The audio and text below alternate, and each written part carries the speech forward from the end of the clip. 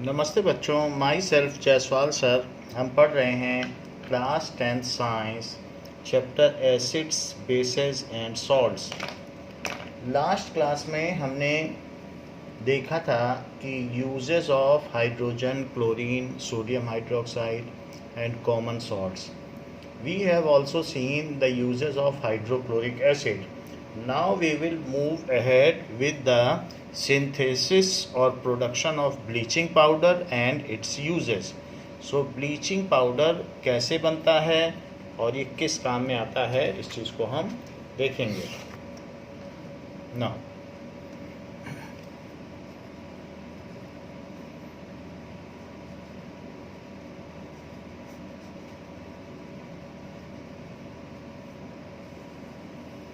ये house hold bleach है जो घर में लिनेन बेडशीट, वाइट बेडशीट या वाइट कपड़ों को धोने के काम में आता है।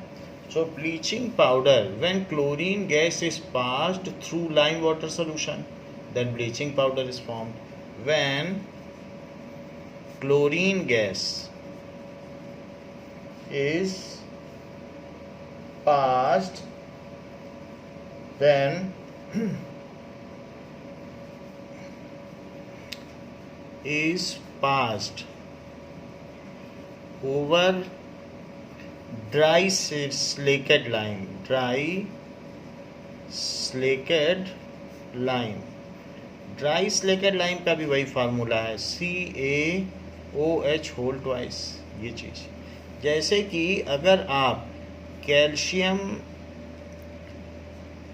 ऑक्साइड को इसमें डाल दें वाटर में, तो CaO को अगर आप पानी में डालेंगे तो क्या बनेगा? It will form CaOH whole twice, क्योंकि वाटर से इसकी रिएक्शन होगी और CaOH होल ट्वाइस बनेगा।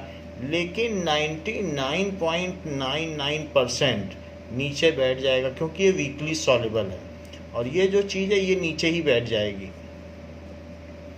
एंड ओनली इसमें जो सॉल्युबल होगा वो 0.01% ही होगा, वीकली सॉल्युबल है। तो जो नीचे बैठा है उसको कहेंगे milk of lime, milk of lime. जो ऊपर है वो लगभग ट्रांसपेरेंट होगा और इसी में हम CO2 पास करके इसको मिल्की बनाते हैं और CO2 का टेस्ट करते हैं, इसको कहेंगे लाइम वाटर। तो जो ऊपर है वो चूने का पानी है और नीचे मिल्क ऑफ लाइम है। अब इस वाटर को आप जो है डिकेंट कर दो, इसमें से निकाल दो, और जो नीचे मिल्क ऑफ लाइम है उसको धूप में रख दो। धूप में रखने के बाद ये ड्राई हो जाएगा, फिर उसको पाउडर कर लो, उसको कहेंगे ड्राई स्लेकेड लाइम। तो ड्राई स्लेकेड लाइम में अगर Cl2, ये येलो कलर की गैस है, अगर हम इसको पास करते हैं तो Cl2 gas when is passed through dry slaked lime, then in that case bleaching powder is formed। तो ऐसे केस में ब्लीचिंग पाउडर बन जाता है। Now this is Cl2 gas. तो क्लोरीन गैस इस तरीके से, ये क्लोरीन गैस है, ये जो दिख रही है this is chlorine gas. So chlorine gas yellow colour की गैस होती है। तो Cl2 गैस को अगर वाइट कलर का ये होता है powder, so when Cl2 gas is passed over dry slaked lime, then bleaching powder is formed.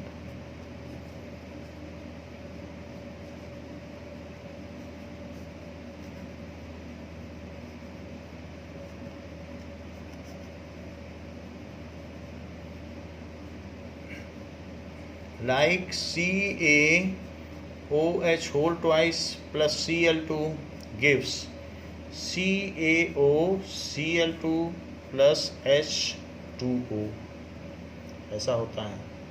तो ये कैसे होता है ये ज़रा हम देख लें, और इसका नाम क्या है? Calcium oxychloride. यही ब्लीचिंग पाउडर है, that is calcium oxychloride. So Ca, इसमें OH 2 हैं, और अगर इसे क्लोरीन से रिएक्ट करा देते हैं सो क्लोरीन से रिएक्ट कराने पर इसमें ये चीज़ निकल जाती है, वाटर।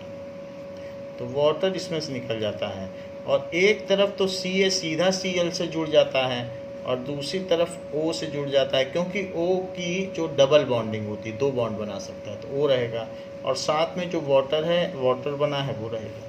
सो ड्राई सिलिकेट लाइम में हमने क्लोरीन गैस पास की तो उससे ये बन गया। लेकिन ये ऑक्सीजन हाईली अनस्टेबल है।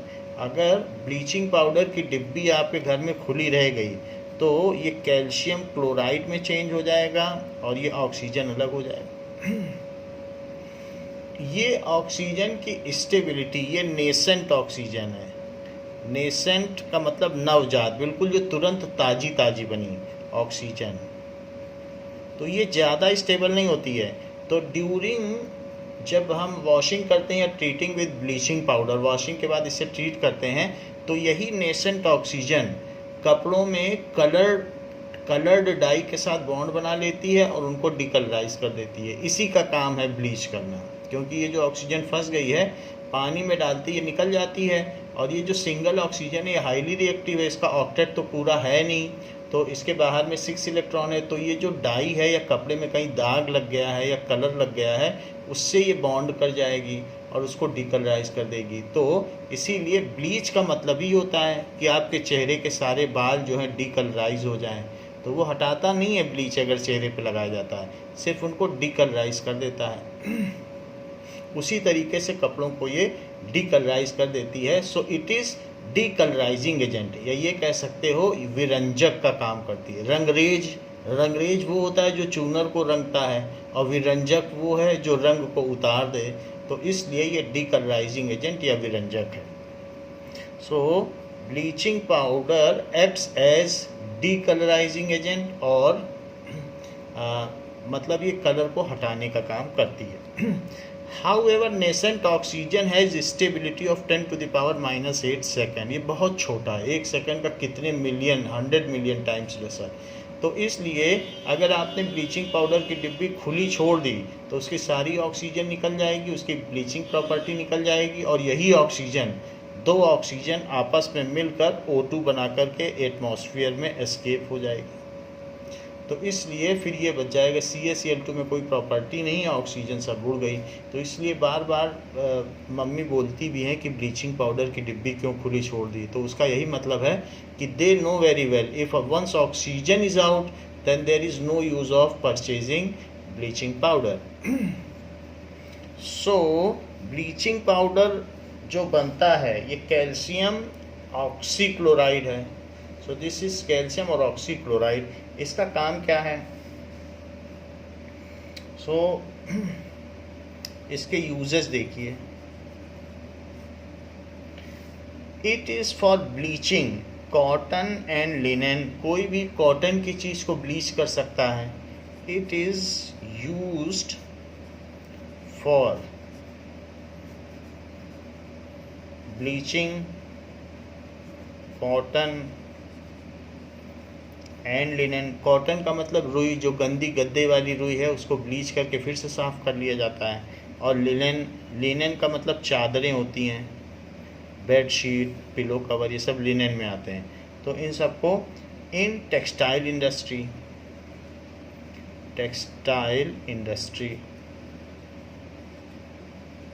इंडस्ट्री में भी बेचने से पहले एक बार ब्लीचिंग पाउडर से ट्रीट कराया जाता है। For bleaching wood pulp in paper factories. Wood pulp थोड़ा येलोइश होता है, लेकिन अगर उसे ब्लीच कर दो तो वाइट कलर का देखो कितना बढ़िया पेपर बन गया। तो इसको ब्लीचिंग पाउडर से ट्रीट किया गया है, वरना ये वुड का पल्प ही है, सो उसका कलर उड़ गया। So for bleaching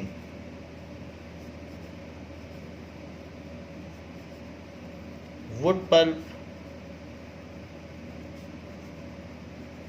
in paper industry,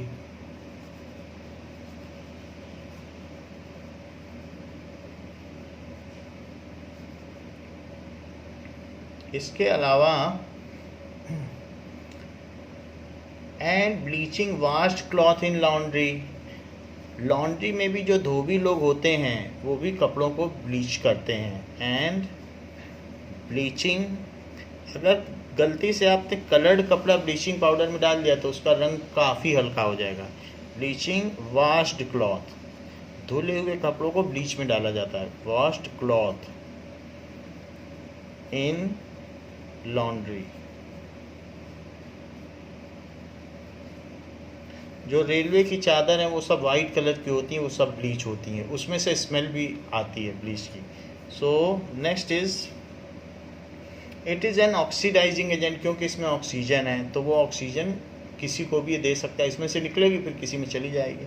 it is oxidising agent used in many industry, तो इसमें एक फ्री की ऑक्सीजन है, जो भी इसके पास आएगा वो ले ले। हाइड्रोजन भी आ जाएगा तो H2O बन के निकलेगा। So it is oxidising agent, ये खुद रिड्यूस हो जाएगा और दूसरे को ऑक्सीडाइज कर देगा, क्योंकि इसमें से ऑक्सीजन निकला है इसलिए इसका रिडक्शन हो गया, और वो ऑक्सीजन जिसको मिलेगा उसका ऑक्सीडेशन हो जाएगा।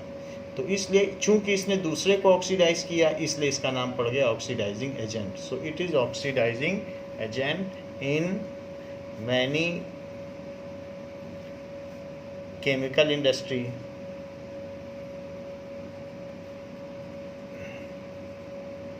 ऐसा क्यों है? क्योंकि क्लोरीन भी हमें क्लोरल्कली प्रोसेस से मिल गया, और लाइम वाटर तो बहुत सस्ता होता है, मिल्क ऑफ लाइम भी 10 रुपये किलो मिल जाता है, तो इससे सस्ता ब्लीच और कहाँ मिलेगा आपको? तो सबसे सस्ता है ये, तो सोडियम ऑक्सीक्लोराइड से भी सस्ता है, NaOCl से, तो इसलिए 10 रुपये kg की चीज़ मिलती है, इससे सस्ता ब्लीच मिल नहीं सकता। For disinfecting drinking water to make it free from germs, bleaching water को अगर पानी में डाल देंगे थोड़ा सा ड्रिंकिंग वाटर में तो ये उसको जर्म से फ्री कर देगा, उसका ऑर्गेनिक मैटर ख़त्म हो जाएगा। क्योंकि उसमें जो बैक्टीरिया है वो ऑक्सीजन को यूज़ करके उसके ऑर्गेनिक मैटर को डिकम्पोज कर देंगे। ऑक्सीजन नहीं रहती है पानी में, इसीलिए बैक्टीरिया जो है उसके ऑर्गेनिक मैटर को, उसमें जो पत्ती है और दूसरी चीज़ें हैं, ऑर्गेनिक चीज़ें हैं, उनको खा नहीं पाते, डाइजेस्ट नहीं कर पाते। लेकिन अगर एक बार उनको ऑक्सीजन मिल जाए, जैसे हम लोगों को ही खाना खाने के लिए उसको डाइजेस्ट करने के लिए ऑक्सीजन चाहिए, तो ऐसे कई जो होते हैं जिसमें एरोबिक रेस्पिरेशन वाले बैक्टीरिया हैं, तो उन्हें ऑक्सीजन चाहिए, तो फिर वो उस चीज़ को साफ़ कर देते हैं। So for disinfecting drinking water,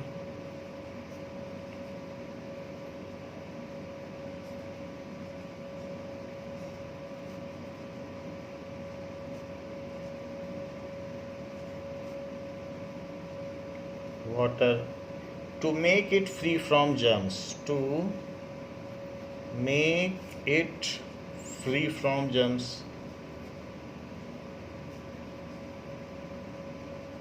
तो इसके लिए भी काम में लाते हैं।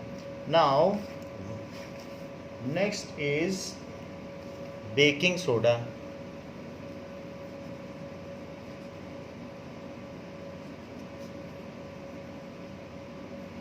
बेकिंग सोडा के बारे में हमने पहले भी पढ़ लिया है।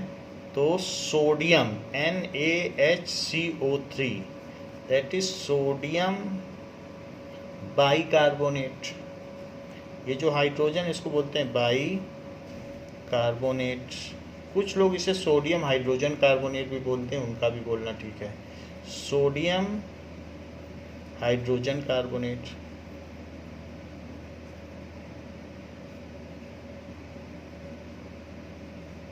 However, its common name is baking soda and its chemical name, ये इसके केमिकल नेम है।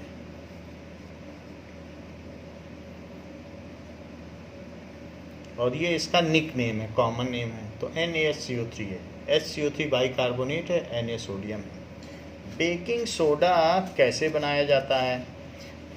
बेकिंग सोडा डाल देने से जो भी हम अपने यहाँ फ्राई करते हैं, पकोड़ा बनाते हैं, तो वो उसको क्रिस्पी कर देता है। बेकिंग सोडा थोड़ा सा डाल दीजिए तो ब्रेड सैंडविच अगर आप उसको डीप फ्राई कर रहे हैं बेसन में तो क्रिस्पी हो जाएगा। और फ्लफ़ी हो जाएगा, फूल जाएगा उसके ऊपर का बेसन। It is added for faster cooking, कभी कभी ये खाने में भी डाल दिया जाता है कि खाना जल्दी पक जाए। The chemical name is sodium hydrogen carbonate, it is produce, इसे कैसे बनाया जाता है? इट इज़ प्रिपेयर्ड बाई, देखो कैसे बनता है, NaCl लो प्लस वाटर में डाल दीजिए, ब्राइन सोल्यूशन बन गया, और उसमें CO2 लगातार पास करते रहो, ब्राइन सोल्यूशन में CO2 पास करते रहो, और साथ में उसमें अमोनिया भी पास करते रहो। अमोनिया पंजेंट स्मेल है जो वॉशरूम या बाथरूम से आती रहती है, तो यूरिया से ये निकलती है। तो ये सारी चीज़ें अगर आप करते हैं तो उससे क्या होगा कि NH3 तो है ही है, एक H इससे मिल जाएगा और एक Cl इससे मिल जाएगा, तो इस तरीके से NH4Cl, एक H सिर्फ मिलेगा इसका और ये Cl, तो NH4Cl बन गया। NH3 है तो NH4Cl। NH4Cl होता है अमोनियम क्लोराइड जो सब्लिमेट कर जाता है, अगर इसको थोड़ा सा हीट करो तो ये उड़ जाता है, इट इज़ अमोनियम क्लोराइड।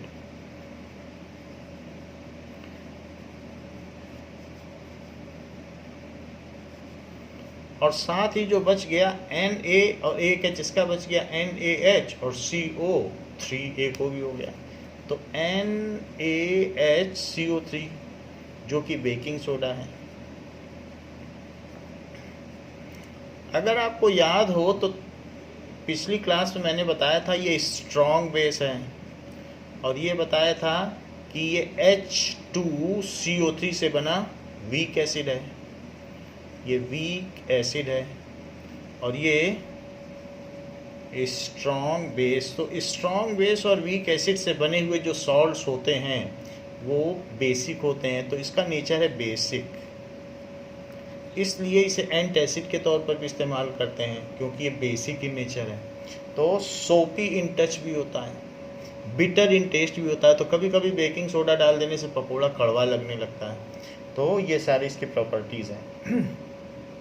तो इस तरीके से बेकिंग सोडा बनाया जाता है। ये प्रिपरेशन मेथड है, मेथड ऑफ प्रिपरेशन, जिसमें NaCl, H2O, CO2 और NH3 दो तो गैसेज हैं और बाकी एक ब्राइन सोल्यूशन है। तो ये दो गैसेज ब्राइन सोल्यूशन में पास कर दो तो ये दोनों बन जाता है NaHCO3 और NH4Cl। फिर इसको हीट कर दो तो ये उड़ जाएगा क्योंकि सब्लिमेट हो जाता है कि यही बचेगा, फिर इसको यूज़ कर, इसको सब्लिमेट करके कहीं और इकट्ठा किया जा सकता है। So it can be somewhere deposited, तो दोनों को सेपरेट किया जा सकता है। अब जरा देखिए, so as it is basic, as baking soda सबके घर में होता है, तो उसको जरा सा जीभ में रख के देखिएगा, बिटर इन टेस्ट होता है, इज बेसिक इन नेचर। सो ऐसा इसलिए होता है क्योंकि ये स्ट्रॉन्ग बेस और वीक एसिड से बना है, तो इसमें बेसिक करेक्टर रहता है। ये हमने पिछले क्लास में एक्सप्लेन कर दिया है कि क्यों ये बेसिक है। So it is basic in nature, so it's pH is greater than 7 and it is added by milkman in milk to prevent the spoiling of milk। वो अपने मिल्क को बेसिक बना लेता है जिससे उसके बैक्टीरिया जो है लैक्टोबैसिलस बैक्टीरिया दूध को ख़राब ना कर सकें। And it is used by milkman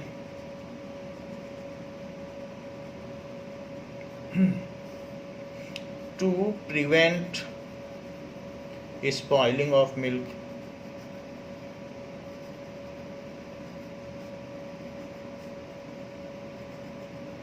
ये कई बार क्या होता है कि हमें कहीं चोट लग जाती है तो बेकिंग सोडा सोल्यूशन को गर्म पानी में मिला के वहाँ लगा लेते हैं, तो ये एक तरीके का एंटीसेप्टिक भी है, तो ये भी काम में आता है। तो इसके काम में ये आता है, दूध को बचाने के काम में। And it makes the fried items fluffy, जो भी हम पकोड़ा बनाते हैं उसको और फ्लफ़ी बना देता है। It is mixed in idli dosa to make it fluffy, तो ये सारे काम भी इसके हैं। तो ये चीज़ है, तो ये तो बात है, लेकिन फिर भी एक बात इसमें डिमेरिट है कि ये बिटर है, कड़वा टेस्ट है। तो अब हम उस कड़वाहट को कैसे निकालें, क्योंकि सारे बेस कड़वे होते हैं बिटर, तो हम बिटरनेस नहीं चाहते हैं लेकिन इसका फ्लफ़ीनेस चाहते हैं। फ्लफ़ी ये क्यों होता है वो मैं बताता हूँ। क्योंकि अगर आप जब इसको हीट करेंगे तो हीट करने पर ये किस में बदल जाएगा, Na2CO3 में बदल जाएगा। Na2CO3 तो कपड़ा धोने के काम में आता है, वॉशिंग सोडा है। Washing soda. बात फिर भी यहाँ पे भी वही है कि ये बेसिक है, क्योंकि NaOH और H2CO3 से बना है, स्ट्रॉन्ग एसिड और वीक बेस से बना है, तो है तो ये भी बेसिक। तो इसलिए ये चीज़ हुई। और साथ ही साथ H2O, 2H भी हैं तो 2H और एक O, और साथ में CO2 निकलती है, तो एक CO यहाँ पर C और एक ये, तो ये बैलेंस रिएक्शन है। तो ये जो CO2 निकलती है गैस, ये खाने में बीच में ट्रैप हो जाती है, तो उसकी वजह से जो ब्रेड है या और डबल रोटी है या कोई भी है, जो पिज़्ज़ा का बेस है, वो सब फ्लफ़ी रहता है। तो कोई भी चीज़ है, बेकरी आइटम्स को फ्लफ़ी बनाने के लिए, केक का बेस है, उसमें हम इसका इस्तेमाल करते हैं। But how to counteract this, ये एक बेस है और इसमें साबुनी टेस्ट आएगा और बिटरनेस आएगी, तो केक में ऐसा होने से तो गड़बड़ हो जाएगा। तो हम क्या करते हैं, इसके बेसिक नेचर को न्यूट्रलाइज कर देते हैं टार्टरिक एसिड के से। टार्टरिक एसिड इमली में पाया जाता है, टमारिंड में, तो उतनी ही मात्रा में इक्विमोलर अमाउंट में टार्टरिक एसिड मिला दिया जाता है, जिससे कि CO2 तो निकले, लेकिन ये जो वॉशिंग सोडा बन रहा है उसको टार्टरिक एसिड सब्सिडाइज कर दे। तो ये बेसिक है। सो ऐसा करने से फिर अगर आपने इसमें टार्टरिक एसिड मिला दिया तो इसका pH एग्जैक्टली 7 हो जाएगा, फिर वो बेकिंग पाउडर कहलाएगा, और फिर वो आप दूध में मिलाएंगे तो उसका कोई फ़ायदा नहीं है। तो सोडियम बाइकार्बोनेट के बहुत सारे यूज़ हैं। तो यूजेस ऑफ बेकिंग सोडा, तो हमने इसको हीट किया, हीट करने से CO2 निकला। सो द CO2 जो भी है वो क्या होता है, जब निकलता है किसी एडिबल में, तो वो क्या करता है, उसमें गैस बीच में ट्रैप हो जाती है, तो उसकी वजह से चाहे हमारा कोई भी बैटर हो, डोसे का बैटर हो या इडली का बैटर हो, वो फ्लफ़ी, उसमें बीच बीच में कैविटी पैदा हो जाती है और वो हल्का हो जाता है, स्पंजी हो जाता है। सो लाइटर एंड स्पॉन्जी। तो इस तरीके से हम इसका यूज़ करते हैं। However it's this demerit is removed by mixing the tartaric acid. So what are the uses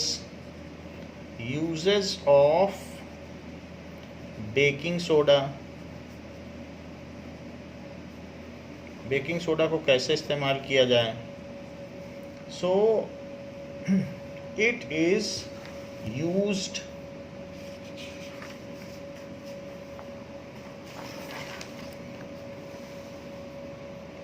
इसका कई यूज़ हैं। So it is used an antacid to removing acidity of stomach, used as antacid for removing, क्योंकि जो baking soda है वो तो basic है, तो उसको तो हम एज इट इज़ यूज़ कर ही सकते हैं। अच्छा, घर में आपके बेकिंग सोडा भी रखा है, आप किचन में जाके देख लें, बेकिंग पाउडर भी रखा है, लेकिन आपकी मम्मी ने दोनों में लेबल करके रखा है कि बेकिंग सोडा कौन सा है, बेकिंग पाउडर क्या कौन सा है। कभी घर में देर से आते हैं तो वो दूध उबालने से पहले उसमें बेकिंग सोडा डालती हैं कि जिससे दूध फटने से बच जाए, और जब वो डोसा बनाती हैं आपके लिए तो बेकिंग पाउडर डालती हैं। दोनों का टेक्सचर एक ही है, दोनों पाउडर है, वाइट पाउडर, इसलिए स्मेल करने से पता नहीं चलेगा, इसलिए उनको लेबलिंग करनी पड़ती है, उसमें उन्होंने पेन से लिख रखा होगा। So used as antacid for removing acidity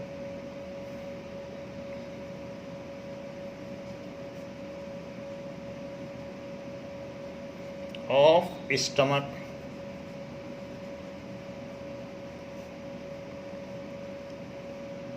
as it is mild base। mild का मतलब बहुत धीमा, माइल्ड बेस। कोई भी चीज़ माइल्ड है, बहुत हल्का बेसिक है, तो वो हमें नुकसान नहीं पहुंचाए। स्ट्रॉन्ग बेस होगा तो बहुत कुछ गड़बड़ कर देगा, जान भी ले सकता है, तो इसलिए एंटासिड की तरह इस्तेमाल किया जाता है। Now baking soda is used in making baking powder.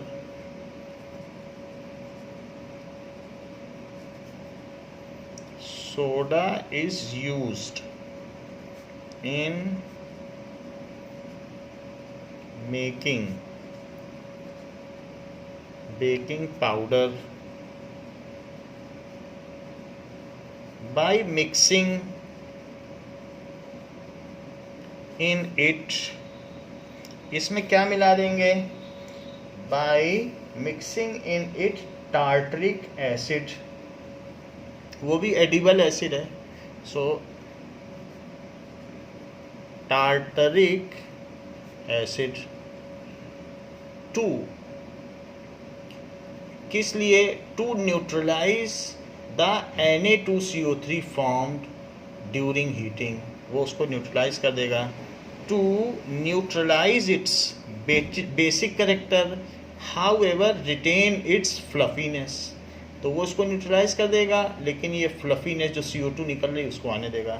To neutralise its basic character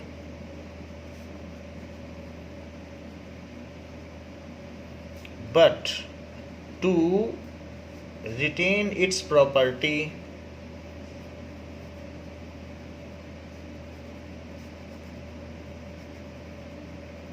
of fluffiness when baking powder, अब बेकिंग पाउडर बन गया। बेकिंग, अगर आपने बेकिंग सोडा में टार्टरिक एसिड मिला दिया, NaSCO3 बेकिंग सोडा होता है, और इसमें टार्टरिक एसिड या ऑर्गेनिक एसिड है, इसका फार्मूला जानने की ज़रूरत नहीं है, तो बेकिंग पाउडर बन जाएगा। बेकिंग पाउडर, बेकिंग पाउडर का भी कोई इंडिविजुअल फार्मूला नहीं है, क्योंकि ये दोनों ऐसे ही हैं, पाउडर पाउडर है तो रिएक्ट नहीं करते। तो ये है बेकिंग सोडा, उसमें टार्टरिक एसिड मिला है तो baking powder.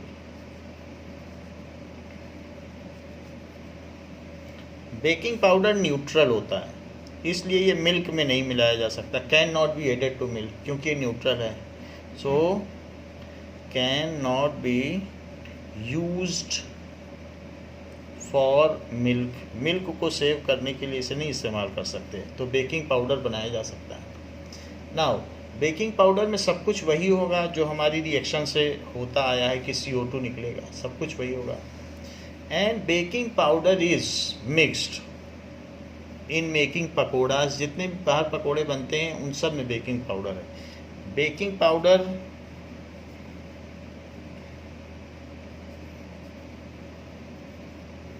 is used to produce bakery item, bakery items हैं, ब्रेड हो गया या कुछ भी हो गया, तो सब में होगा, तो वो आप स्पॉन्जी एंड फ्लफी देखते हैं। Batter of dosa idli, batter of idli dosa, तो उसको बनाने में इसका यूज़ होता है। और मिक्स्ड विद बेसन या चना पाउडर वाइल मेकिंग पकोड़ा, और एंड मिक्स्ड इन जो ब्लैक ग्राम है या चना होता है तो उसे बेसन कहते हैं, बेसन या चना पाउडर। चना पाउडर भी बोल सकते हो या चना फ्लोर भी कह सकते हो, ग्राम फ्लोर, कुछ भी बोल सकते हो, ग्राम फ्लोर, तो उसमें मिला दिया जाता है। तो उसके मिलाने से क्या हो जाता है, जो ब्रेड पकौड़ा होता है वो बहुत स्पॉन्जी एंड फ्लफी हो जाता है। It makes the edible things spongy, fluffy and crispy. It makes edible things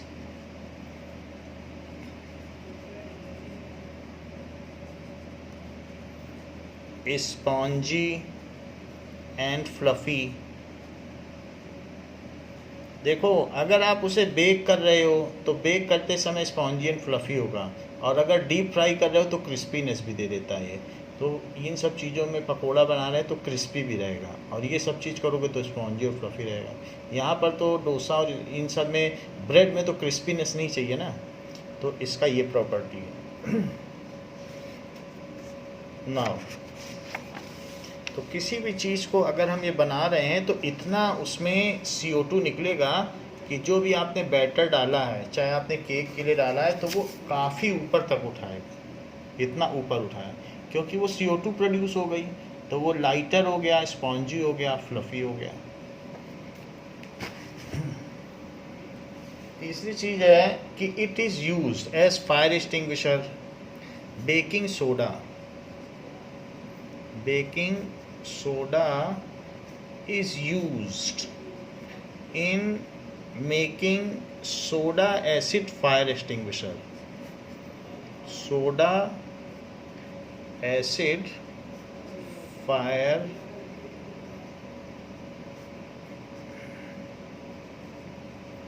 for extinguishing solid fire. किसी लकड़ी में, पेपर में, ऐसी चीज़ों में आग लगी हो तो उसे बुझा सकते हैं। इलेक्ट्रिक फायर या इन सब के काम में नहीं आता ये।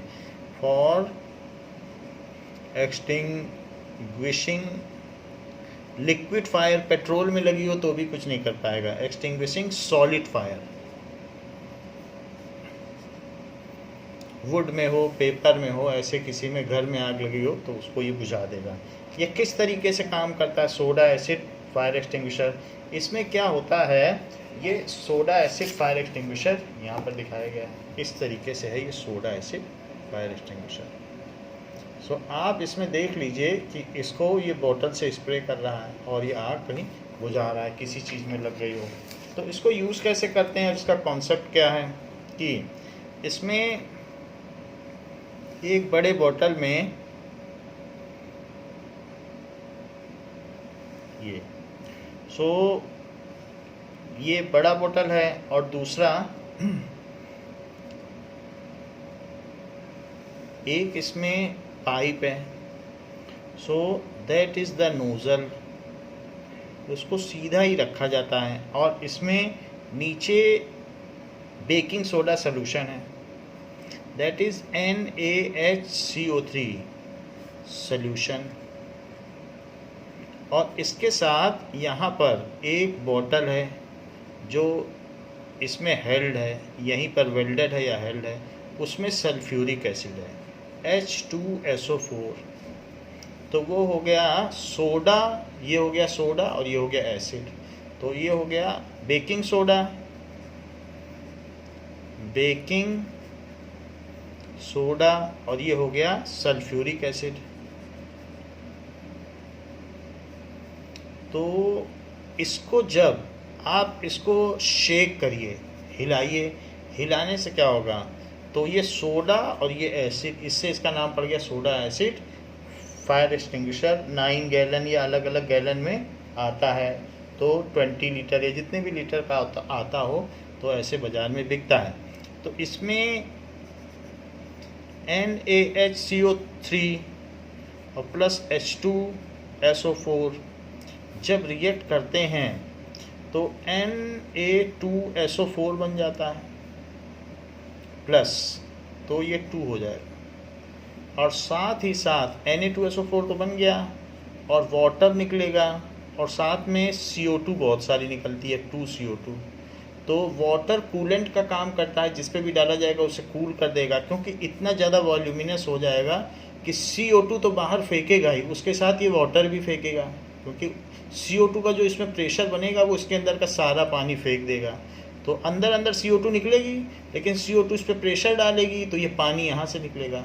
तो आप इसको स्प्रे करके पहले हिलाइए और फिर उस जिधर वे फायर है उसकी ओर इसको कर दीजिए, तो ये CO2 के प्रेशर की वजह से ये सारा पानी निकलेगा और कूल कर देगा। CO2 भी इवेंचुअली निकल जाएगी तो वो भी फायर एक्सटिंग्विशर है। तो इस तरीके से इसका काम है। नाउ तो ये कई काम में आता है।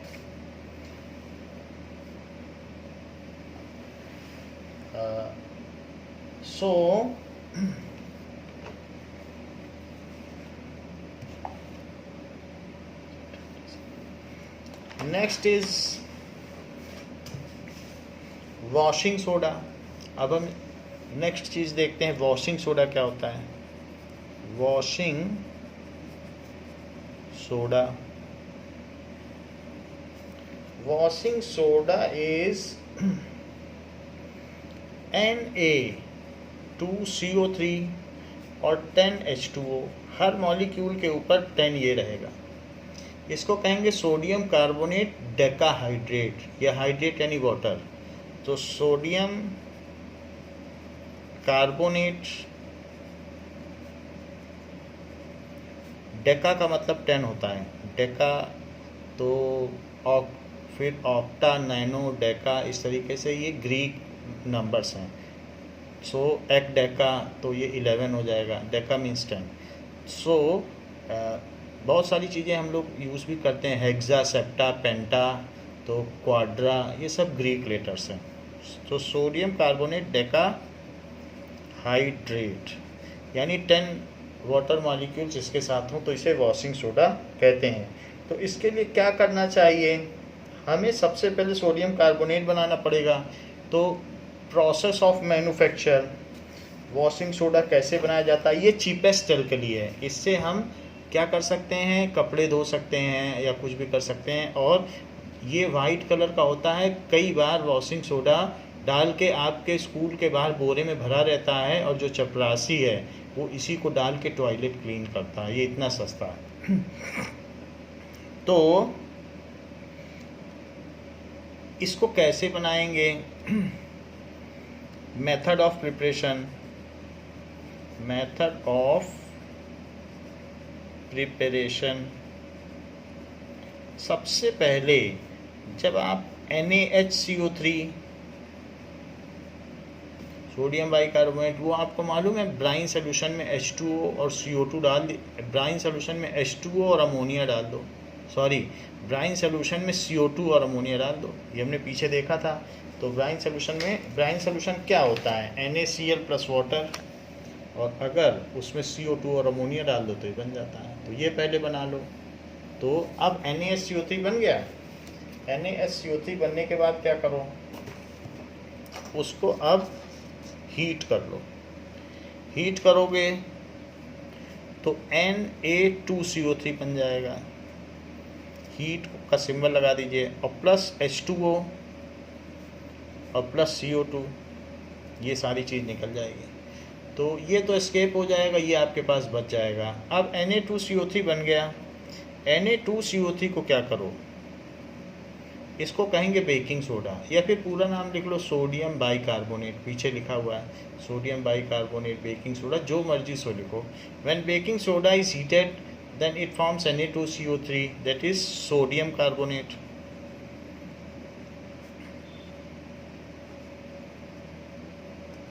सोडियम कार्बोनेट को अगर एग्जैक्ट वाटर मॉलिक्यूल दे दिए जाएं तो जितने उसे चाहिए पर Na2CO3 को 10, इसी हिसाब से पानी मिलाया जाए तो वो उसमें Na2CO3 या फिर ये वाटर जो है ये हाइग्रोस्कोपिक है, ये एटमॉस्फेयर से भी एब्जॉर्ब कर लेगा, आपको देने की भी जरूरत नहीं, थोड़े दिन बाहर रख दो तो एब्जॉर्ब कर लेगा। तो इस तरीके से ये कोई गीला नहीं होता है कि ऐसा नहीं लगेगा कि वेट कर दिया, ये सोल्यूशन नहीं, ये भी एक पाउडर है। ये 10 वाटर ऑफ मॉलिक्यूल लेके ये क्रिस्टलाइज होता है, ये इसके नेसेसरी वाटर ऑफ क्रिस्टलाइजेशन है। तो which does not mean that it is a wet। तो Na2CO3 और 10H2O ये फार्मूले का हिस्सा है और ये इसका नेसेसरी वाटर ऑफ क्रिस्टलाइजेशन है जिसको लेके क्रिस्टलाइज होता है। तो ये वॉशिंग सोडा है। वॉशिंग सोडा किस काम में आता है, तो आप क्या करेंगे, when baking powder is heated and then necessary water of crystallization is added in it, then it forms washing soda which is sodium carbonate decahydrate. When baking soda is heated, यदि हम baking soda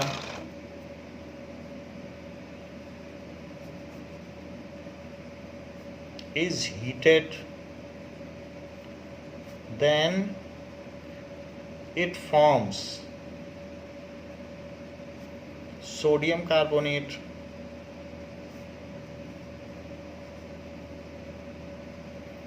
on adding necessary water of crystallization in it। उतने water molecule add करो जितना उसको crystal बनने के लिए चाहिए। on adding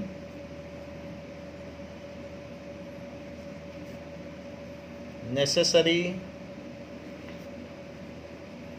water of crystallization. Water of crystallization को अभी थोड़ी देर में अलग से बताता हूँ। Crystallization, washing soda can be formed, washing soda can be form, उससे वॉशिंग सोडा बनाया जा सकता है।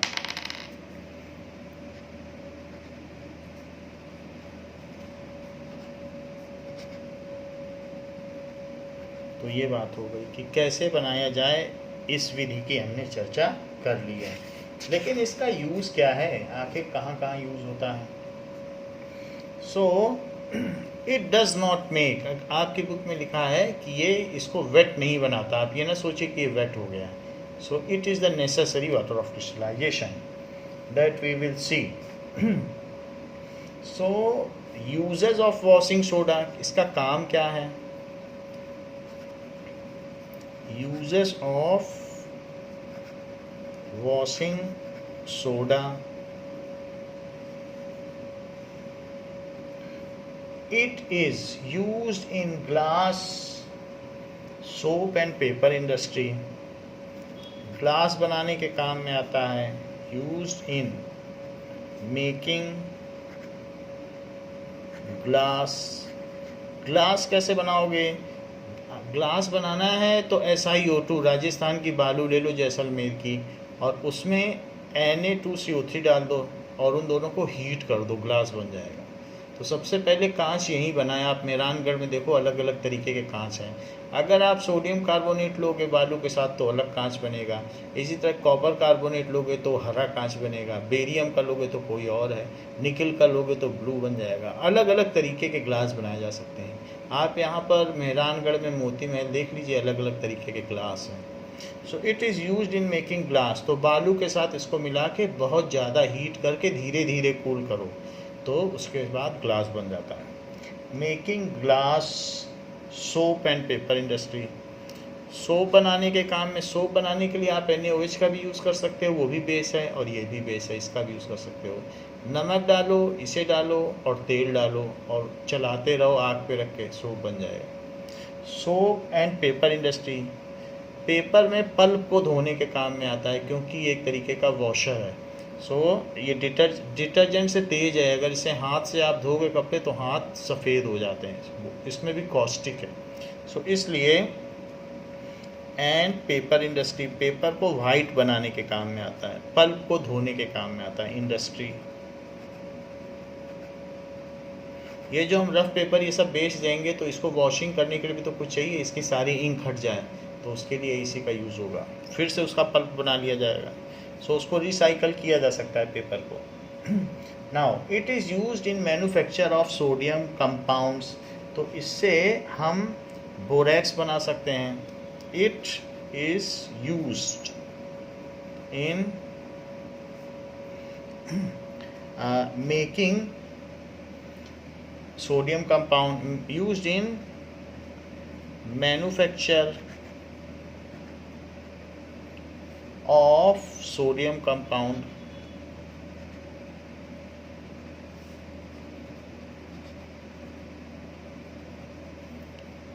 like borax, such as borax।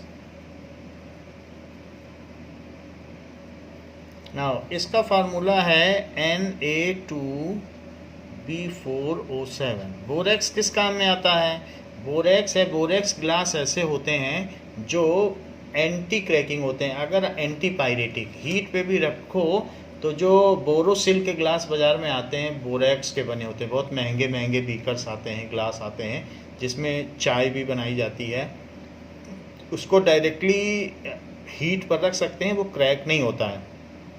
इसके अलावा जो बोरेक्स है तो उसको क्या काम में लिया जाता है, ये जैसे ये बोरेक्स है तो ये बोरेक्स यहाँ देखिए तो ये वाइट कलर का है, तो ये क्या किस काम में लिया जाएगा।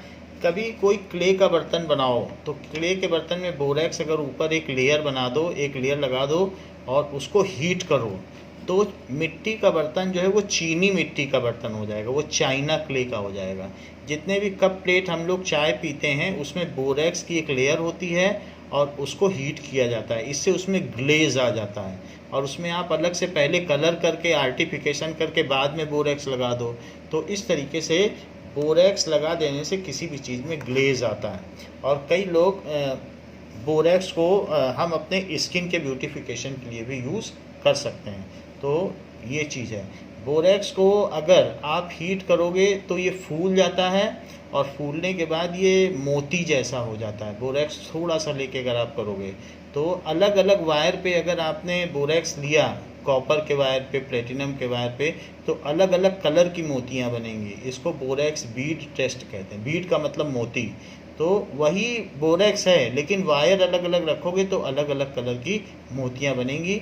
पुराने समय में राजा महाराजा लोग इसी तरीके से बोरेक्स का इस्तेमाल करवाया करते थे। Now it is used as cleaning agent for domestic purpose. तो डोमेस्टिक पर्पस में टॉयलेट क्लीनर के लिए स्कूल में इन सब जगहों पे इस्तेमाल किया जाता है।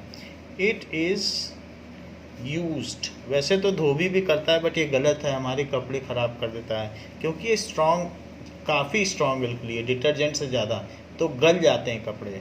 It is used as cleaning agent. Cheap होने की वजह से वो इस्तेमाल करता है। 10 रुपये केजी की चीज़ है तो वो सोचता है साबुन न लगाना पड़े। Used as cleaning agent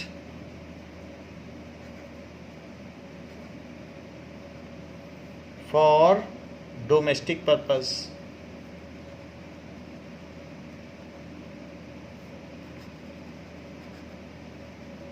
so domestic purposes में भी इसका इस्तेमाल किया जाता है। It is removing permanent hardness of water. Water है तो वाटर में क्या होता है कि अगर ऐसी भी कुछ हार्डनेस है जो सिर्फ बॉईल करने से हट जाती है। हार्डनेस का मतलब उसमें साबुन मिलाओगे तो वो झाग नहीं देगा और कपड़े ठीक नहीं धुलेंगे। तो उस हार्डनेस को हटाने के लिए अगर आप सोडियम कार्बोनेट डाल देंगे तो उसके डालने से उसमें जो और मिनरल्स ऐसे प्रेजेंट हैं जो झाग को रोकते हैं, उन सब से ये रिएक्ट करके उनको एलिमिनेट कर देगा और उसमें से जो हार्डनेस है वो रिमूव हो जाएगी। वो पानी जो है अब कैसा हो जाएगा, दैट इज़ सॉफ्ट वाटर। दो तरीके के पानी होते हैं, एक सॉफ्ट वाटर होता है जो खूब झाग देते हैं और कोई कोई हार्ड वाटर होता है कि साबुन कितना भी डालो झाग नहीं देते हैं। तो अगर, और हार्डनेस भी दो तरीके की है, एक है टेम्परेरी हार्डनेस जो बॉईल करने से हट जाए और एक है जो बॉईल करने से भी ना हटे। तो ऐसी हार्डनेस को कहते हैं परमानेंट हार्डनेस। तो उस परमानेंट हार्डनेस को हटाने के लिए हमें उसमें सोडियम कार्बोनेट मिला देना चाहिए और फिर वो पानी सॉफ्ट वाटर हो जाएगा और खूब झाग देगा।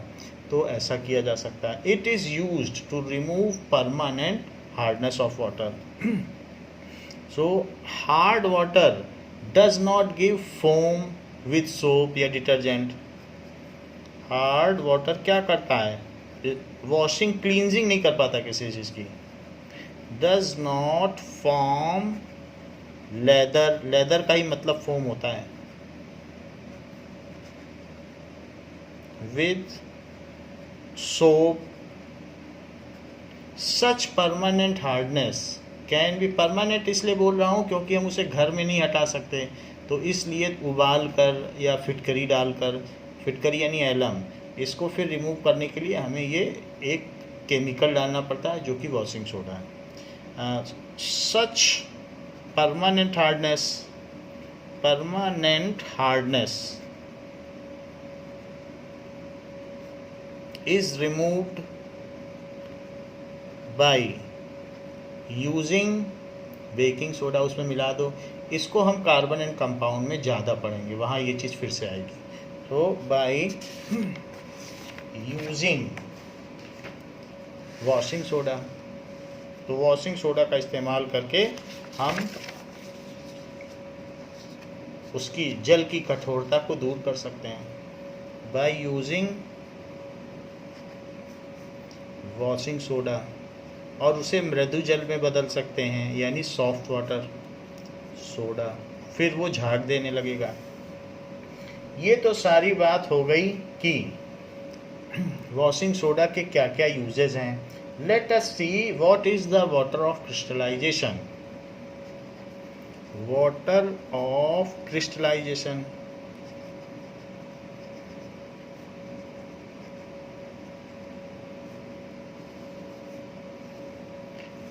necessary number of molecules needed per molecule of salt. जो भी सॉल्ट होगा वो आयनिक कंपाउंड है, उसका कुछ ना कुछ फार्मूला यूनिट होगा, तो पर मॉलिक्यूल है। Necessary number of molecules needed per molecule of salt to crystallise it, उसको क्रिस्टल में बदलने के लिए। क्रिस्टलाइज इट, क्रिस्टल बनाने का वीडियो आपको दिखाया जा चुका है। क्रिस्टलाइज इट इज कॉल्ड, उसे क्या कहेंगे, वाटर ऑफ क्रिस्टलाइजेशन।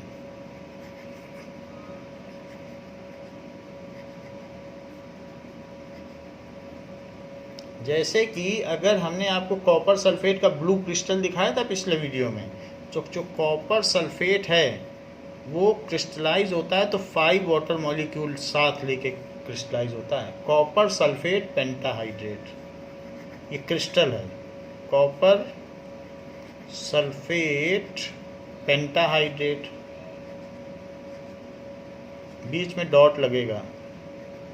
ऐसे ही किसी ने सी फूड खाया हो या बिग बाज़ार गए होंगे तो वहाँ एप्सॉम साल्ट रखा रहता है। कभी सी फूड खाने का आपका मन करता है तो आप लेके आते हैं 7H2O, तो ये 7 वाटर मॉलिक्यूल लेकर के क्रिस्टलाइज होता है, हल्का ब्राउनी रंग का होता है। सो इसे एप्सॉम साल्ट भी कहते हैं। अच्छा, ऊपर वाले का नाम आप लोगों को सबको पता है, ये ब्लू विट्रॉल या नीला कसीस कहा जाता है। तो इसको क्या कहते हैं, ब्लू विट्रॉल या नीला कसीस। कसीस का मतलब कसैला होता है, खट्टा होता है। इसको नीला थोथा भी कहते हैं। इसी के ऊपर कबीर ने बोला भी है कि साधु ऐसा चाहिए जैसा सूप सुबह है, और सार सार को गही रहे थोथा दे ही उड़ाए। यानी उसका जो बेकार की चीज़ है उसको वो हटा दे और जो सार सार है उसको वो रख ले, तो ऐसा साधु होना चाहिए। तो पहले के ज़माने में से भी ये चला आ रहा है नीला थोथा। तो ये कॉपर सल्फेट है, इसी को अगर हम लगा देते हैं, जब हम गम बनाते हैं तो ब्लू कलर्ड होता है, तो उसको जब चूहे खाते हैं तो वो मर जाते हैं, तो it is a poisonous substance. So magnesium sulphate, ये तो इसको तो ब्लू विट्रॉल का, विट्रॉल का मतलब कसैला, खट्टा। तो विट्रॉल किसको कहते हैं, विट्रॉल कहते हैं विट्रियस ऑयल को, जो कि H2SO4 है। तो विट्रॉल भी याद हमें होना चाहिए।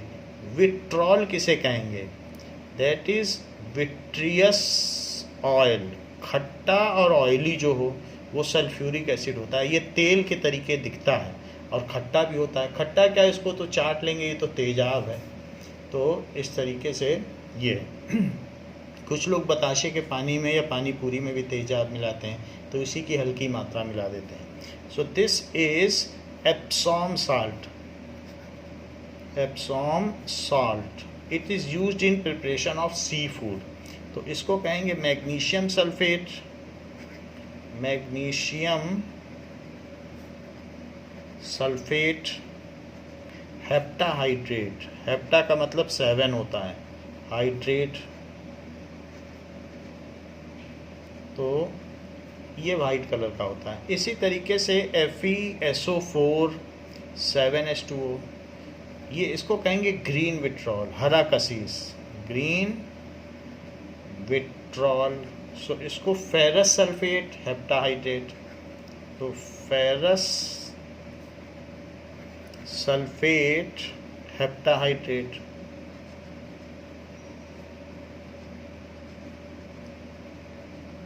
ऐसे ही प्लास्टर ऑफ पेरिस में पानी डाल दो तो वो बिल्कुल हार्ड हो जाता है, उसी का प्लास्टर किया जाता है। जब किसी के पैर में या किसी की हड्डी टूटती है तो POP लगा दिया जाता है और पानी हल्का सा लगाया जाता है, तो जिप्सम बन जाता है, दैट इज़ CaSO4। वो भी क्रिस्टलाइज हो जाता है, लेकिन वो 2 वाटर ऑफ मॉलिक्यूल लेके होता है। तो कैल्शियम सल्फेट और बाईहाइड्रेट, ये चीज़ है। So calcium sulphate,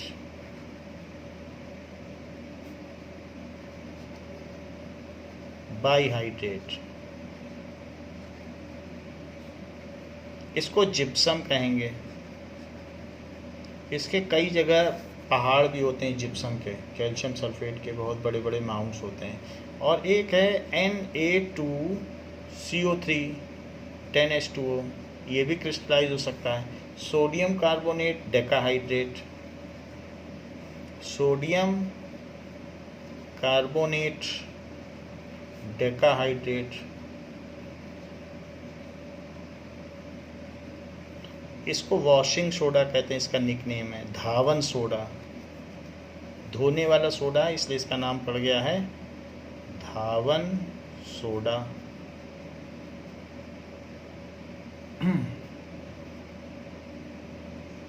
it is धावन सोडा।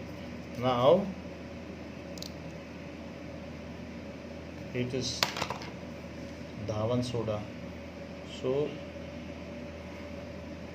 अब देखिए, ये तो वाटर ऑफ क्रिस्टलाइजेशन है। अगर आप क्या करेंगे, when such crystals are heated then they lose their water of crystallization, naturally lose कर देंगे, and lose their crystals, crystal form भी लूज करके वो पाउडरी हो जाते हैं। व्हेन और ऐसे अगर आप इसे वाइप आउट करते रहें टिश्यू पेपर से तो कोई पानी नहीं निकलेगा, लेकिन अगर आपने इसे हीट किया तो ये लूज कर देंगे। व्हेन सच क्रिस्टल्स जो ऊपर दिए गए हैं are heated then they lose their water of crystallization, water of crystallization, sometimes changes their color also, sometimes color change is also observed,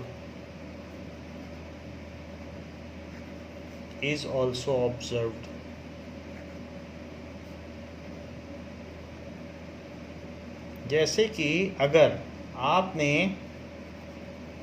Na2CO3 10H2O इसको हीट कर दिया तो अब आपके पास Na2CO3 बच गया और H2O 10H2O उड़ गया। तो 10H2O ऊपर चला गया, वो स्टीम में बदल गया क्योंकि आपने हीट कर दिया। जैसे कि यहाँ पर दिखाया गया है कि अगर आपने इसको हीट कर दिया तो वाटर ऊपर सब इसकी टेस्ट ट्यूब की वॉल्स में आ जाएगा और ये पाउडर बन जाएगा। तो इसको क्या कहेंगे, now it is called dry ash, यानी सोडा ऐश हो जाएगा। सोडा की अब राख बची, ऐश का मतलब राख होता है। तो कहाँ ये वॉशिंग सोडा था, अब सोडा ऐश हो गया। And loses it's property of cleaning, फिर अब ये क्लीनिंग के काम नहीं आ पाएगा, ये ऐसे ही है सोडा ऐश। कॉपर सल्फेट को देखो और पेंटाहाइड्रेट, इसको अगर आप हीट करोगे तो CuSO4 बन जाएगा और वाटर मॉलिक्यूल उड़ जाएंगे और जहाँ ये ब्लू कलर का था अब ये वाइट हो जाएगा, इसका कलर भी चेंज हो जाएगा।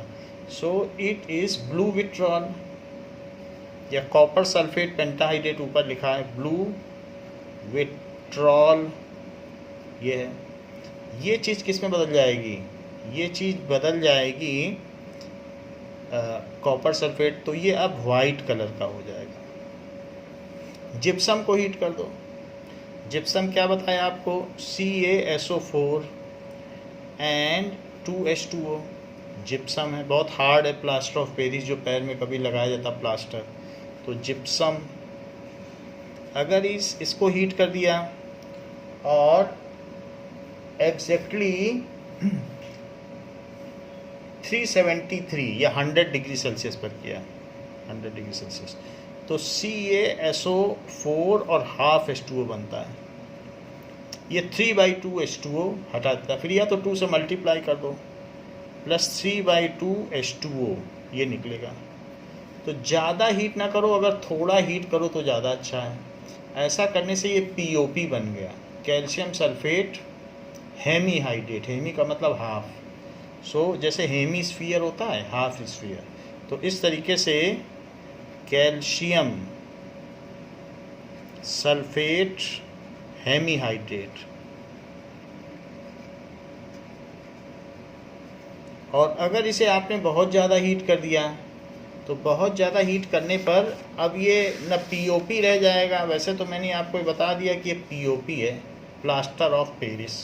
इससे बहुत सारे स्टैचू बनाए जाते हैं, स्कल्पचर बनाए जाते हैं, घर की सजावट की जाती है, बिल्डिंग कंस्ट्रक्शन किया जाता है, वॉल्स स्मूथ की जाती हैं, घर के गड्ढे भरे जाते हैं। तो इस तरीके से इससे बहुत सारे काम किए जाते हैं। फिल्म इंडस्ट्री में भी सेट्स बनाए जाते हैं जो फॉल्स सेट्स होते हैं। तो पीओपी 5 मिनट में सेट हो जाता है।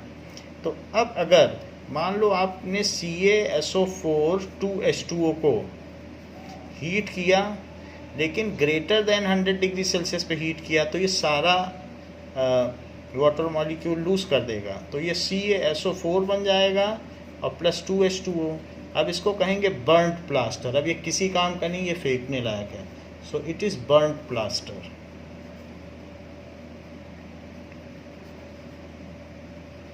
तो हमें सावधानी से इसे गर्म करना चाहिए जहाँ पे इसके जिप्सम के पहाड़ हैं, जिससे कि हम पीओपी बना सकें। तो पीओपी भी 20 रुपये 30 रुपये किलो बाज़ार में मिल जाता है ना, वाइट कलर का होता है पीओपी। अब देखिए, ये तो बात हो गई वाटर ऑफ क्रिस्टलाइजेशन की। Now let us see one more important chemical compound, that is plaster of Paris. So what is plaster of Paris?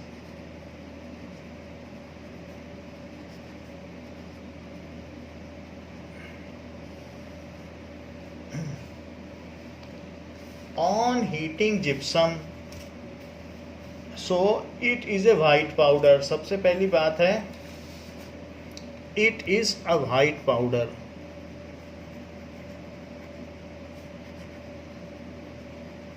Hygroscopic in nature, ये हवा में से पानी सोख लेता है और सेट हो जाता है हार्ड मास की तरह। सो it is white powder having formula,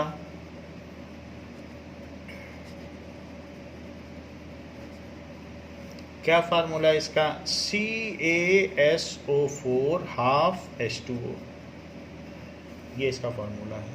या ये भी कह सकते हो कि अगर इसको डबल कर दो तो 2 CaSO4 पर 1 H2O, क्योंकि हाफ मॉलिक्यूल तो हो नहीं सकता, तो दोनों इसके फार्मूले हो गए। नाउ अब ये तो इसका फार्मूला हो गया। कैल्शियम सल्फेट हेमीहाइड्रेट, नाम इसी के बेसिस पे दिया जाता है। So and named as, hemi का मतलब हाफ, इसी के बेसिस पे नाम है। So and named as chemical name, nickname या कॉमन नेम तो ये है POP, named as calcium sulphate hemihydrate. Hemi का मतलब हाफ, हेमी का मतलब हाफ हाइड्रेट, ऐसा। इसकी प्रॉपर्टी क्या होती है? So it has a very remarkable property of setting into hard mass on wetting with water. If it is wet with water then it sets into a hard mass. If it is wet with water then it sets into hard mass called gypsum। ये gypsum बना देगा। अगर मान लीजिए CaCO3 CaSO4 calcium sulphate, CO3 नहीं है, CaSO4 और half H2O में आप बिल्कुल प्रोपोर्शनली पानी डालिएगा, 3/2 H2O डाल दिया जाए तो ये जिप्सम बना देगा। हाफ ये और 3/2 ये। सो CaSO4 2H2O, this is gypsum. किसी के हाथ या पैर में प्लास्टर लगाओ तो आपने टच करके देखा होगा कितना हार्ड होता है, ये हार्ड मास है। तो ये चीज़ है। तो पीओपी से और विद इन 5 मिनट सेट हो जाता है, ज़्यादा समय भी नहीं लगता, 5 मिनट में हार्ड हो जाएगा। तो सेटिंग प्रॉपर्टी इसकी ऐसी है। अच्छा, ये जब सेट होता है तो थोड़ा सा ये इसका वॉल्यूम भी बढ़ता है। तो इसलिए जब स्टैचू के होल में, या जो स्टैचू का जो ऊपर का वो होता है शेप, उसकी कैविटी में इसको डाला जाता है, तो जब ये थोड़ा सा वॉल्यूम बढ़ता है तो बिल्कुल इंटेक्ट साइज लेता है, बड़ी सुंदर मूर्ति बनती है। तो ऐसा कहीं आपको डर नहीं लगेगा कि आप पीओपी है पता नहीं, तो अंदर डाल के पीओपी और उसको आप बाहर निकाल लीजिए, फिर वो जो सांचा है उसको खोल लीजिए तो बहुत सुंदर मूर्ति बनेगी, क्योंकि इसका वॉल्यूम बढ़ता है तो वो इंटैक्ट हो जाता है उस सांचे के साथ। सो जो भी है तो उसमें इंटैक्ट हो जाएगा और बहुत अच्छा शेप देगा, बहुत सुंदर सा। तो इसलिए ये भी इसकी ब्यूटी है। फिर पीओपी किस काम में आता है, इसके भी कुछ यूजेस हैं। So plaster of Paris should be stored in moisture proof container, इसे मॉइस्चर प्रूफ कंटेनर में रखना चाहिए। It is hygroscopic in nature, hygroscopic, absorbs moisture from water, ये atmosphere, absorbs moisture from atmosphere and get converted into gypsum। अगर ये पहले ही gypsum बन गया पैकेट में तो अब यूज़ क्या करोगे, and get converted into gypsum, फिर हार्ड मास बन जाएगा।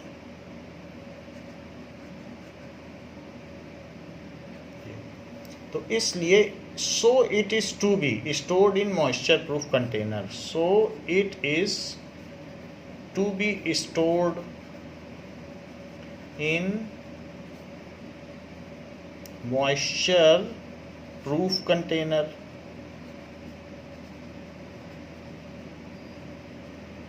तो मॉइस्चर प्रूफ कंटेनर में इसको रखना चाहिए जिससे जिप्सम ना बन सके, हम खरीद कर लाएं तो वो वेस्ट ना हो जाए।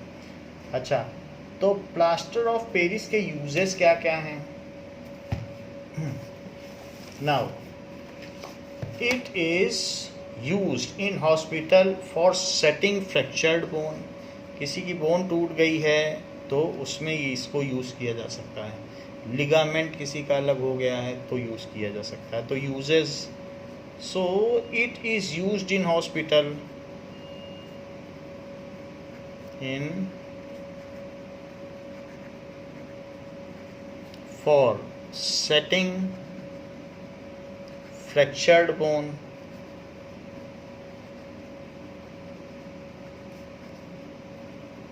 फ्रैक्चर्ड बोन सेट की जा सकती है इससे। तो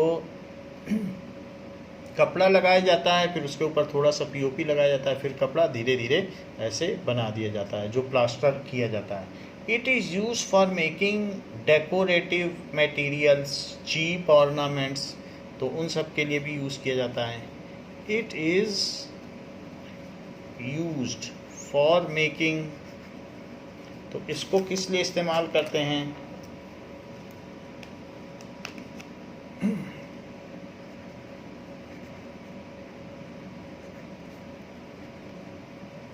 डेकोरेटिव मटेरियल्स, चीप ऑर्नामेंट,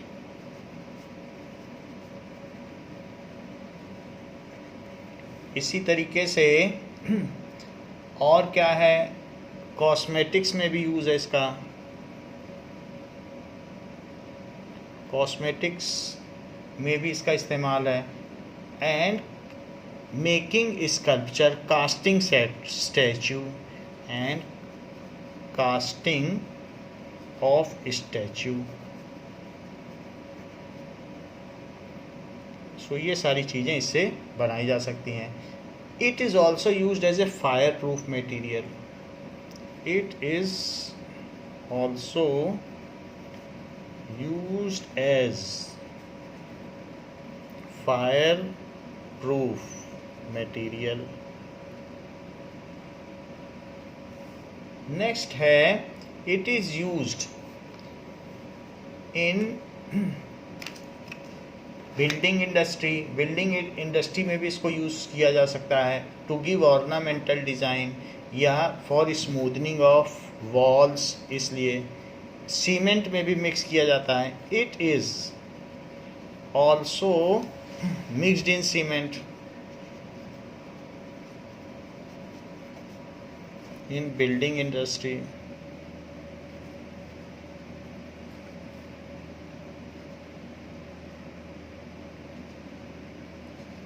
में भी इस्तेमाल किया जाता है। For making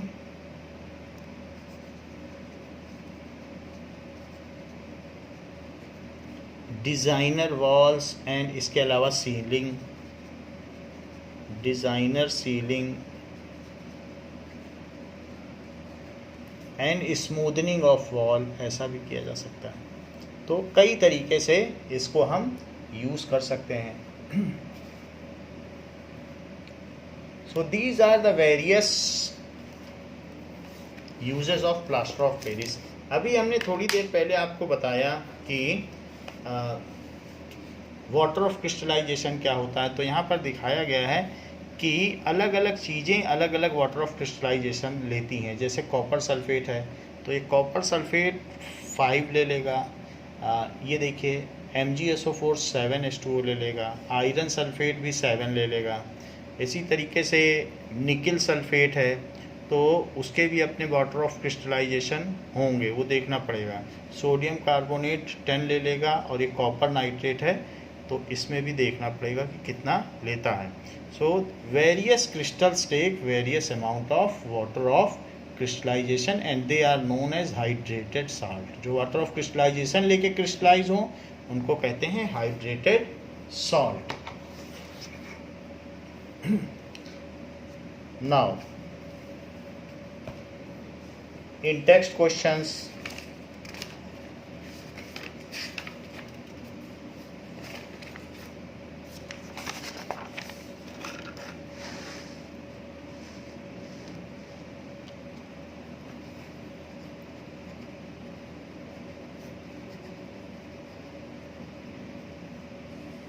page number 33. First question, what is the common name of compound CaOCl2? So CaOCl2 का common name क्या है?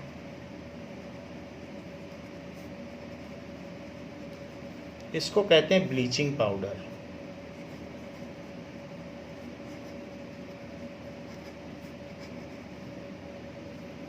Bleaching powder.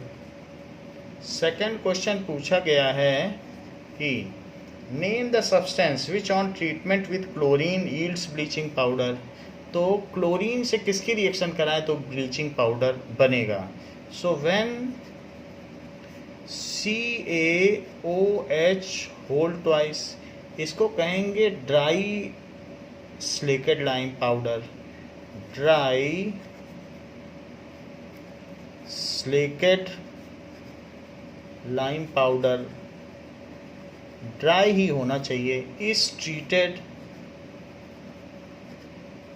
With chlorine gas, it gives bleaching powder.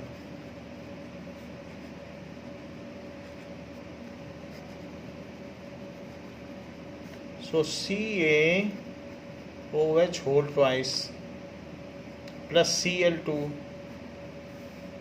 तो CaOCl2 and H2O, ये चीज़ है। Third, name the sodium compound which is use for softening hard water. Water की hardness की वजह से उसमें लेदर या झाग नहीं बनता जब सोप डालते हैं, तो हम इसे कैसे दूर करें।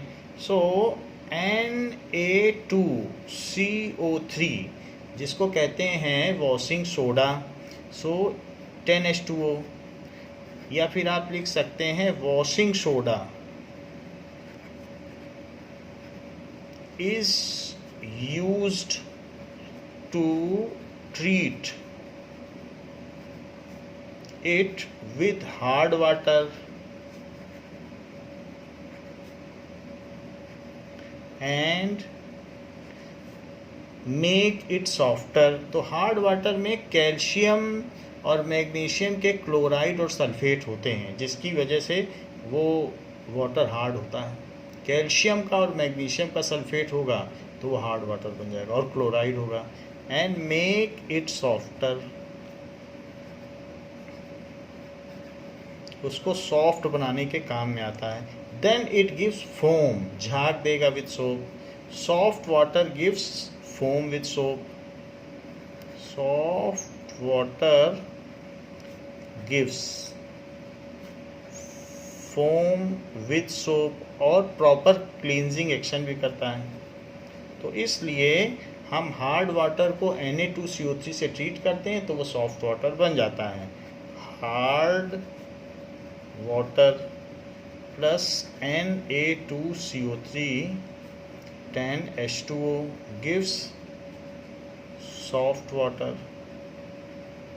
इसमें हार्ड वाटर में कैल्शियम आयन, मैग्नीशियम आयन और साथ में क्लोराइड आयन और सल्फेट आयन प्रेजेंट रहते हैं। तो अगर ये सब इसमें प्रेजेंट हैं और जैसे ये सॉफ्ट बना, so eliminates all these impurities, eliminate all the given ion, eliminate all given ions,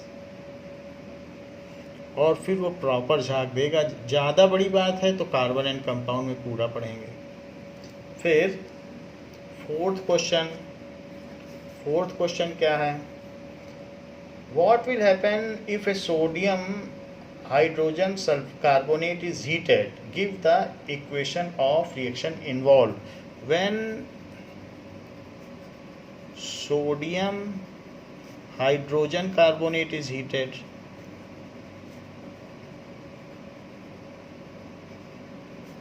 is heated, then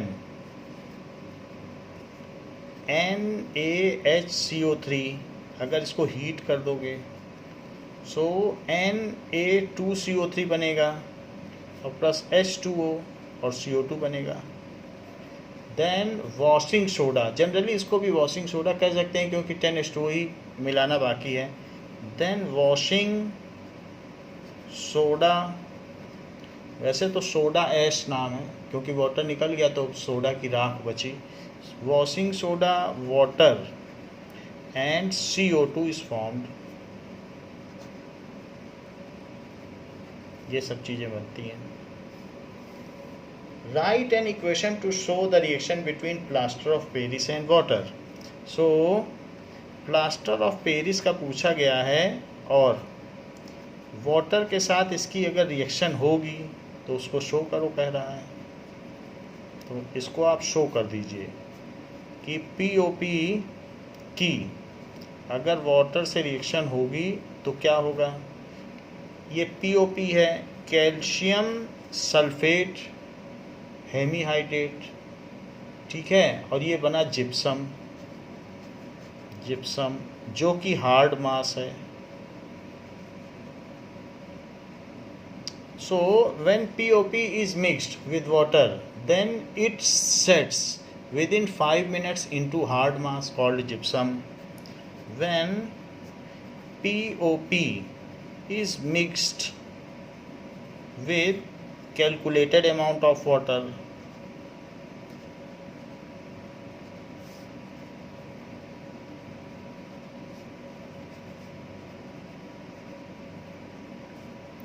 it sets within 5 minutes, 5 minute के अंदर ही, within 5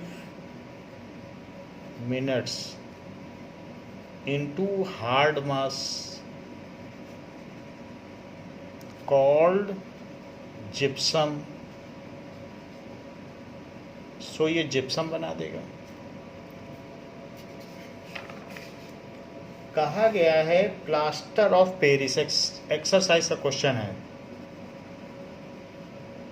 और एक्सरसाइज का 13th क्वेश्चन है।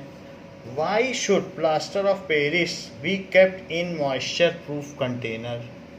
सो why should POP kept in moisture proof container?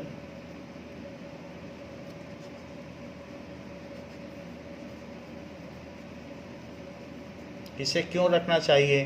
तो हमने आपको पहले ही बता दिया कि ये हाइग्रोस्कोपिक है नेचर में, और अगर हम इसे रखेंगे तो ये absorb moisture from atmosphere and get converted into gypsum and sets into hard मास। ये भी लिख लेना and sets into hard mass. It can not further be used of no use, वो किसी भी यूज़ का नहीं रह जाएगा, तो ऐसा इसी में लिख लेना, and sets into hard mass and cannot be utilized further, और उसे आगे इस्तेमाल नहीं किया जा सकता, इसीलिए इसे मॉइस्चर प्रूफ कंटेनर में रखा जाना चाहिए.